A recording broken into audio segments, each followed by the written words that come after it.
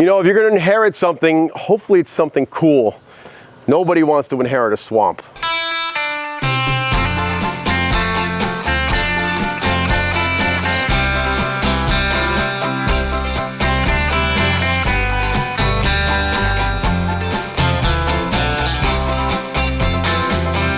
Today we're in Livingston, New Jersey. We've got an existing pond that came with the house. This is a very common story that we hear. People move in and they've got a pond that came with the house. Unfortunately, this pond is not in great shape. It's currently about 12 foot wide max by 25 feet long. It is looking pretty swampy, and there's a couple reasons for that. It's got an undersized filter on it. It's just a small canister filter that's clearly not big enough for a pond this size. We're talking about thousands of gallons of water, and this little guy here, I mean, I'm sure it's trying hard, but it's not gonna happen. There is another filtration system on here which is currently non-functional. You'll notice where the water level is right now, it's down at the bottom of that skimmer. That's about as high as this thing goes. So that skimmer will in fact never function because it won't get high enough to pull water in. And there's a few reasons for that we can see, and there's probably some that we can't see. So if you look right there, underneath that rock, you see the liner that's down right there? That's happening in several areas around this pond. So that liner is just not high enough to actually let the water hold so the skimmer can function. An issue outside of the leaking is there's not direct power to this pond. That's actually not safe to have an extension cord with your plug pumped in. And it also is not good for the pump because it could be an amperage drop in that cord causing premature failure for your pump. Out in front here, we've got a faceplate with hardware. Some of the hardware is actually rotten off and it's causing separation for that faceplate. The waterfall filter itself is set down inside the pond, and you can see the pond liner right here. I guarantee if you fill this thing up any more than it is, there's probably water coming out the backside of it. That's a whole bunch of silicone right there that's not gonna do anything for keeping water in. That waterfall is actually set down the same level as the skimmer, which tells me the plumbing is down super deep coming out of that skimmer. So in the wintertime, if this is not properly winterized, where you're blowing the lines out, I bet you there's gonna be some plumbing issues. On top of that, we've got some inferior pipe here. That's called kink-free pipe. It's more of a DIY pipe. That stuff is known for cracking and having problems, so we're getting rid of that altogether. And then we've just got some ugly stuff, like we've got a bunch of old shelving in there. It looks like maybe we're gonna make some sort of habitat, like when they establish reefs by sinking subway cars. I'm not sure, but that's got to go. And there are about 20 fish in this pond, which really are probably not happy in their current home. All that aside, we're here to fix this problem. That pond is gone. We're putting in a brand new 14 by 14 Serenity Series pond with some upgrades. We're talking about an intake-based skimmer as well as a constructed wetland filter, which is gonna help keep this pond super clean. He wants to add more fish, so we're upping that filtration capacity. And it's probably gonna look 100 times better than this. Now that you've seen the setup, it's time to save these fish and give them a fresh new home.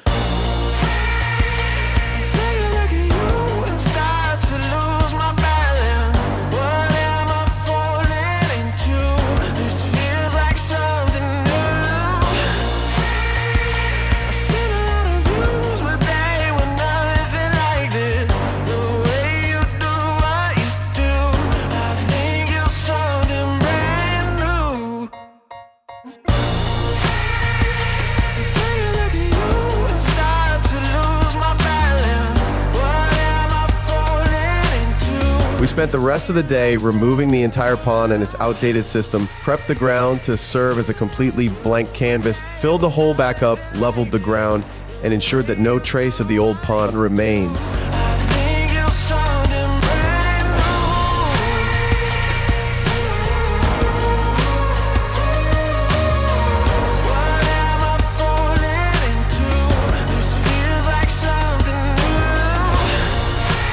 Here's a pro tip, if you're looking to save some money on a project, this took about 20 man-hours to take apart and completely get rid of that pond, truck everything out of here, pump all that water out, put the fish in the holding tank. If you could do something like that yourself, you're looking at some savings on your project. But here, I don't know that it was possible. You would need heavy equipment to take those boulders out. So now that that's gone, we can go ahead and lay out for the new pond. Working off this design, I want to make sure we incorporate things like the flagstone patio that's going to meet up to the edge which means we'll be building a wall inside the pond to actually support a stone that'll cantilever over into the pond, giving it a really cool approach as you come up against it. We're gonna have our intake-based skimmer on the far side, and then we're gonna have our wetland filter back behind me right here, sort of where the machine is. That's gonna be somewhere we have to build up and actually do compaction and make an entire berm to support that wetland filter.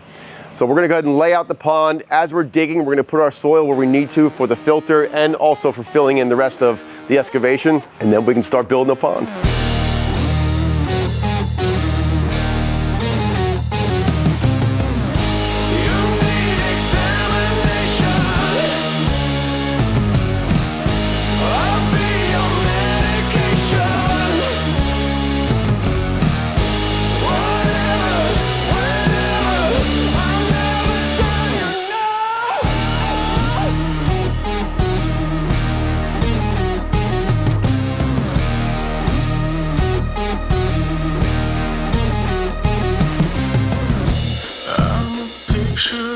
We sprayed the outlines to mark the shape and location of each element, followed by setting the water level, a crucial step in the process. Now that we have our pond design laid out on the ground, we're gonna set our water level.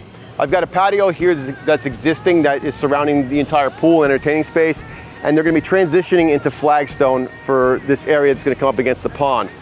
Now, I don't want water pitched this way, dumping into the pond. That's gonna carry anything that's on the patio into there. We wanna keep anything out of it. So what's gonna happen is we're gonna set the actual pond edge higher than the existing patio. They've got drains already in place, and they're gonna pitch this flagstone back away from the pond so that none of that runoff gets in here. Now, knowing that, what I'm gonna do is I'm gonna shoot the existing patio.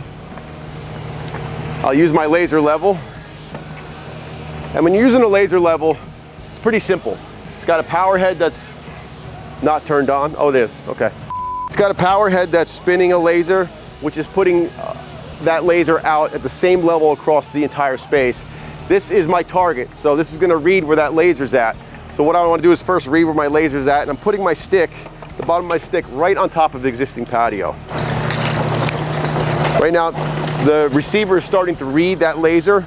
When I hear a slow beep like that, that means it's low, and a fast beep means it's high. So if I drop it down slightly, that solid beep is telling me this is directly in line with that laser. So if I transfer that onto my stick, it's showing 3 foot, 4.5 inches above the patio is where that laser's at. So that's a benchmark. I'm gonna figure there's gonna be about 1 inch of pitch coming away from the pond. So I'll actually drop it down on the laser, and that's gonna give me patio height at the edge of the pond. So that'll be 3 foot, 3.5. And that's what we're gonna go off of. So I want my water level in this pond to be about 3 inches lower than the patio level. That's gonna give us our water level up nice and high in the pond, where we've got a really cool feel where you feel like you're on the water. So in order for me to do that, I know what my elevation is at the patio out here, which is at 3 foot, 3.5. I'm gonna drop this stick down 3 inches, and that's gonna give me my water level. And I'm gonna tell you why that's important. Okay. That's how high my water is going to be in the pond, right there. That's gonna be awesome. So that's not gonna change. So that's your water level across the entire pond, even into the intake-based skimmer. This project's gonna take us probably about 4 or 5 days. If I shot this and we got everything on grade today, we knew what it was, we come in tomorrow, we're gonna set up our laser, and it's gonna be totally off because it might be 1 inch lower or in a different spot. So in order to make sure I don't lose this measurement, Bolivar's gonna take a stake, he's gonna drive a piece of rebar over here in the landscape where we're not working. This way nobody's going to touch it. So he's gonna drive that rebar in, and we're gonna set the top of that rebar 1 foot above water. And I'm gonna let all the guys know, hey, listen, water level is 1 foot below the top of the stake. We do this on every single job. When we come in tomorrow, even if the laser's in a different spot, all we have to do is shoot this stake. We know that water level is 1 foot below, we're good to go. So if you're doing your own project, drive a benchmark, make sure it's always there. Something like this might take a homeowner half a summer to build. So having that in place is gonna be extremely important. It's gonna set the edges for your pond. It's gonna tell you how much overlap you have for your waterfall. It's gonna tell you the depth for your intake-based skimmer. It's pretty much gonna give you all the information you need to build a successful project. So I'm gonna just set my laser 1 foot higher than water, which is going to be 2 foot 6.5.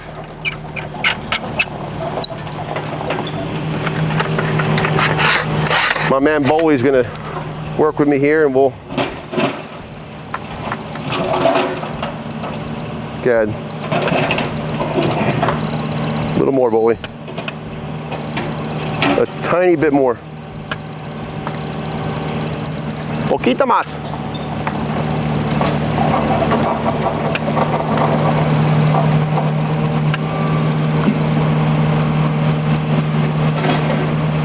There it is, Boley. Okay.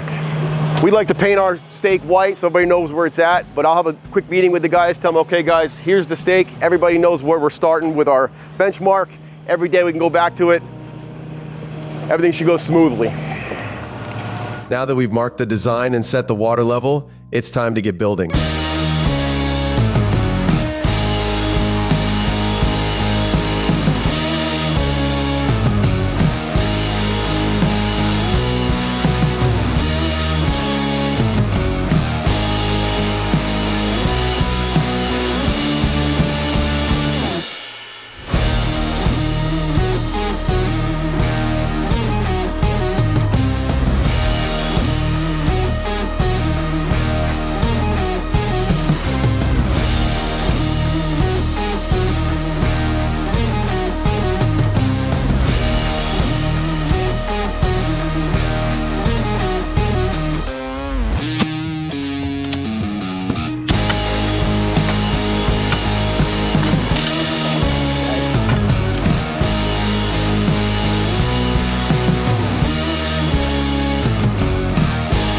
That's it for day 2. The groundwork is laid, and we're ready to keep pushing forward. Be sure to tune in next time as we continue transforming this space into a serene oasis.